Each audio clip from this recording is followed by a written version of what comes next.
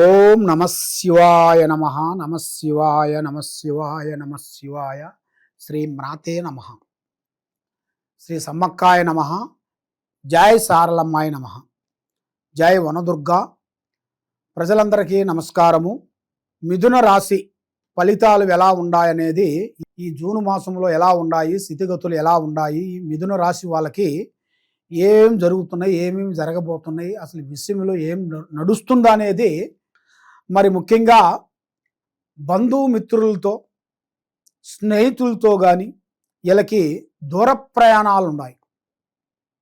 మరి దూర ప్రయాణాలు, దైవ దర్శనములు వీళ్ళకి అనుకోకుండా అకస్మాత్తుగా ఆ దైవ దర్శనాలకు వెళ్ళి అక్కడ మంచిగా దర్శనాలు చేసుకొని ఆ భగవంతుడు విజయం పొంది ఆ భగవంతుడు ఆశీస్సులు తీసుకొని తప్పకుండా విజయవంతమయ్యే మార్గాలు కూడా కనబడుతున్నాయి. మరి ఈ మిథున రాశిలో ఉండవలసిన వాళ్ళకి ధైర్యంగా పరిస్థితి ప్రభావము చేయాల్సిన పనులు ధైర్యంగా చేయండి. ఏ పనే కానీ, ఏ కార్యక్రమైనా కానీ, ఏ ఉద్యోగమైనా కానీ, వ్యాపారమైనా కానీ, బిజినెస్ అయినా కానీ, ఏ పనులైనా కానీ ధైర్యంగా మీరు ముందడుగు వేయండి. దాంట్లో ఎలాంటిది ఇబ్బందులు అనేది ఏం లేవు. మరి ఉద్యోగులకి మంచి శుభవార్త, ఉద్యోగులకి మంచిగా ఉద్యోగం చేసే వాళ్ళకి కొంత ప్రమోషన్ అనేది కొంచెం లేటుగా అవుతుంది. మరి కొత్తగా ఉద్యోగం చేయాల్సిన వాళ్ళకి అతి దగ్గరలోనే ఈ నెల 16 నుంచి వాళ్ళకి మంచిగా ఉద్యోగ విశేషాల్లో కొన్ని ఎదురయ్యే మార్గాలు కొన్ని కనబడుతున్నాయి. కాబట్టి మరి ఏ కార్యక్రమం చేసినా, ఏ పని చేసినా వాళ్ళకి వాళ్ళు చేసే ఉద్యోగంలో కానీ, బిజినెస్లో కానీ ప్రమోషను కొంత ఆలస్యంగా కనబడుతుంది. ఆలస్యంగా అంటే నిదానంగా అవుతుంటుంది. ఇప్పుడు కావాల్సినవి కొంచెం లేట్ అవుతుంటాయి. మరి తల్లిదండ్రులని ఆరోగ్యము చాలా జాగ్రత్తగా చూసుకోవాలి. తల్లిదండ్రుల ఆరోగ్య విశేషంలో కొన్ని ఇబ్బందులు, కొన్ని ఎదురయ్యే మార్గాలు కొన్ని కనబడుతున్నాయి. కాబట్టి మీరు శ్రద్ధ తీసుకొని తల్లిదండ్రులకి మీరు ఆరోగ్య విశేషాన్ని ఉంది. మరి మీకు విద్యారంగంలో చూసుకుంటే మంచి విద్య, విదేశాల ప్రయాణాలు అనుకూలంగా జరుగుతాయి. అనుకూలమైన పరిస్థితులు మీకు ఎదురవుతాయి. కొత్త వాళ్ళు మీకు పరిచయాలు అవుతారు. స్నేహితులు కానీ, కంపెనీ వాళ్ళు కానీ, బిజినెస్దారులు కానీ మీకు మనశ్శాంతి అనేది కలుగుతుంది. మీకు ఒక సంతోషమైన వార్తలు వింటారు. మీకు ఉల్లాసంగా ఉంటారు. విదేశాల ప్రయాణాలు మీకు అద్భుతంగా, విదేశాల ప్రయాణాలు పెద్ద దేశాలు వెళ్ళాల్సింది కూడా, ఫ్యామిలీతో వెళ్ళాల్సింది కూడా మీకు కలిసి వచ్చే మార్గాలు కూడా కొన్ని కనబడుతున్నాయి. మరి విద్యార్థులందరికీ మంచి విజయంగా కనబడుతుంది. ఆరోగ్య సమస్యలో కొంత బాడీ పెయిన్ ప్రాబ్లమ్స్ కొంచెం వచ్చే మార్గాలు ఉన్నాయి. అది మీరు కొంచెం జాగ్రత్తగా తీసుకోవాలి. మరి మీడియా రంగంలో ఉండవలసిన వాళ్ళకి, సినీ రంగంలో ఉండవలసిన వాళ్ళకి కానీ, ఈ మార్కెట్ రంగంలో ఉండవలసిన వాళ్ళకి కానీ మంచి అవకాశాలు, మంచి పనులు, మంచి విధానాలు అద్భుతంగా విజయవంతంగా అయ్యే మార్గాలు కూడా కొన్ని కనబడుతున్నాయి. మరి మీ జాతక యోగంలో చూసుకుంటే ఈ నెలలో 15వ తారీఖు నుంచి గురుదశ ప్రారంభమవుతుంది.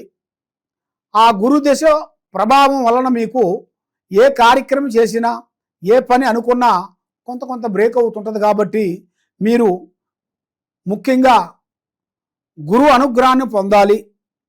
మరి మీకు పరిహారం ఏమిటంటే సూర్యుడిని నమస్కారం చేసుకోవాలి, ఆదిత్య హృదయం చదవాలి, మీరు గురువుల్ని పూజించాలి.